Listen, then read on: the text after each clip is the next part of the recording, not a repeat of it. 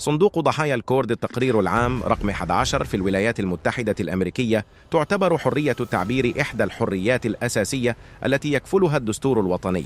كرئيس حكومة إقليم كردستان ومقيم دائم في الولايات المتحدة وطالب سابق في جامعة أمريكية، يعرف مسرور بارزاني المدعى عليه الرئيس في قضية صندوق ضحايا الكورد هذا جيداً.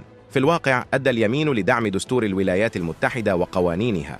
توضح قضية صندوق ضحايا الكورد ضد حكومة إقليم كردستان ومسعود بارزاني ومسرور بارزاني وويسي بارزاني وأعضاء عائلة بارزاني وآخرين بشكل متكرر أن مسرور بارزاني ومنظمته الإجرامية الدولية قد خانوا ونقضوا هذا اليمين باستمرار.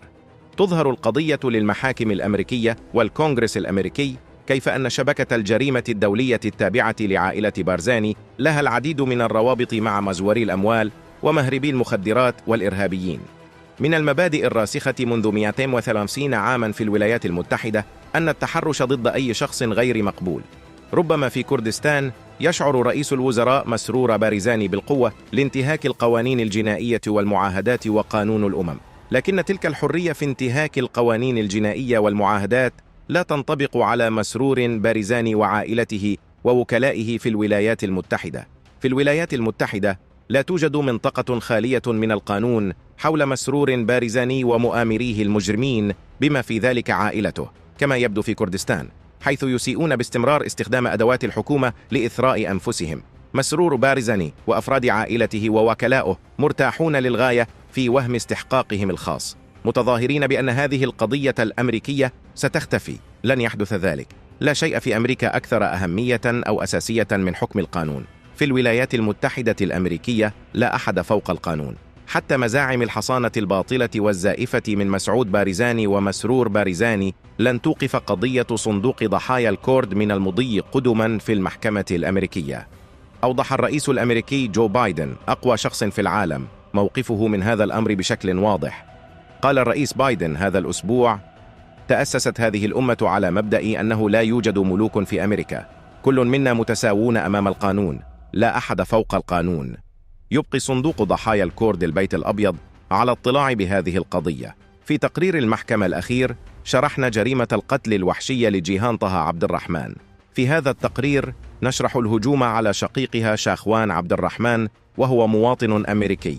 زار مسرور بارزاني واشنطن العاصمة في وقت سابق من هذا العام.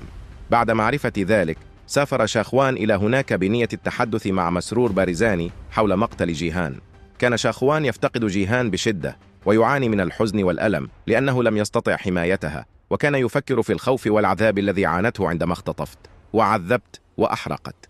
بعدم نجاحه في الحصول على اجتماع ورفض مسرور بارزاني ذلك، كان نية شاخوان هي التعبير عن معارضته السياسية المحمية في تعبير سياسي عام وقانوني في واشنطن العاصمة مع آخرين، بمجرد الوقوف على الرصيف العام حاملا صورة كبيرة لشقيقته المقتولة والتعبير عن الحزن والغضب والمطالبة بالمحاسبة، منخرطا في حرية التعبير السياسي التي يحميها الدستور الأمريكي بأوسع نطاق. حكم القاضي في هذه القضية بأن الوقوف على الرصيف والتعبير عن الرأي السياسي هو أمر قانوني تماما. ومع ذلك، وعلى الرغم من الحق الدستوري والقانوني الواضح في الولايات المتحدة للتظاهر السلمي ضد نظام بارزاني الاستبدادي والمتغطرس في كردستان، استخدم وكلاء مسرور بارزاني القوة البدنية غير القانونية والعنيفة لتقييد حرية تعبير شاخوان. ومن المدهش أن هذا العنف الإجرامي وقع على بعد بلوك واحد فقط من البيت الأبيض. يعتبر هذا الأمر بغيضاً في ظل حماية الحريات المدنية الأمريكية التي تجاهلها وفد بارزاني تماماً. يتوقع من الذين يزورون شواطئ أمريكا أن يحترموا قيمها المتمثلة في حكم القانون وحقوق الإنسان والديمقراطية. بدلاً من ذلك، قام وفد بارزاني مع موظفون من حكومة بارزاني واقفاً يراقب بمحاولة جسدية لإسكات شاخوان من التعبير عن وجهة نظره في مكان عام، حيث يمكن أن يرى ويسمع من قبل مسؤولي الحكومة الأمريكية ووسائل الإعلام الأمريكية في العاصمة الفيدرالية لأمريكا. كما أكدت المحكمة العليا الأمريكية لا يمكن تقليص حق حرية التعبير لمجرد أن رسالة المتحدث قد تكون مسيئة لجمهوره. هدد موظفو حكومة بارزاني ووكلاؤه شاخوان بشدة بإلحاق الأذى البدني وتسببوا له في ضغوط نفسية، حيث تم مهاجمة شاخوان بشكل عدواني. والاعتداء عليه وضربه من قبل عرفان صالح عمر شيرواني الذي حاول تدمير هاتف شاخوان وحمزة سليم، وحكم تبامرني الذي كان يشرف على الوكلاء ولم يفعل شيئا لوقف الاعتداء. استخدم هيمن قاصدسكو شيرواني القوة البدنية العنيفة كأداة للقمع. في أمريكا يعتبر هذا جناية قسرية في سياق الجريمة. ارتكب عفان صالح عمر شيرواني وحمزة سليم اللذان يعملان لصالح ونيابة عن مسرور بارزاني انتهاكات للحقوق المدنية في محاولة لتدمير الأدلة على سلوكهم غير القانوني عندما حاولا سرقة ومصادرة أو تدمير هاتف شاخوان الذي كان يستخدمه بشكل قانوني وحري لتصوير وتسجيل رد الفعل العنيف من مجموعة بارزاني على مظاهرته السلمية الصغيرة.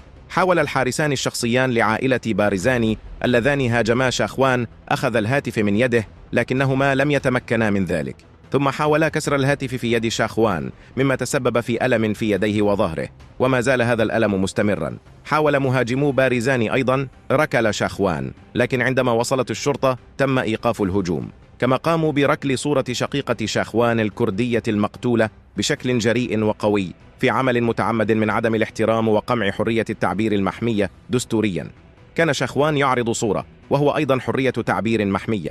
لمسرور بارزاني واجب قانوني لإيقافهم، لكنه لم يفعل شيئا. كانوا وكلاؤه وممثليه وارتكبوا جريمة عنف ضد مواطن أمريكي في العاصمة الأمريكية، كل ذلك مصور بالفيديو للمحكمة. أعرب وزير الخارجية الأمريكي عن موقف حكومة الولايات المتحدة. الولايات المتحدة لا تتسامح مع الأفراد الذين يستخدمون الترهيب والعنف لإسكات حرية التعبير والتعبير السياسي المشروع. بينما كان لوفد بارزاني الأمني الحق في حماية مسرور بارزاني، قالت المحاكم الأمريكية إن ذلك لا يمنحهم السلطة لارتكاب اعتداءات إجرامية. أصبحت هذه الأعمال الإجرامية الآن جزءاً من القضية الجارية في المحكمة. إلى اللقاء، ونراكم في الحلقة 12 بإذن الله.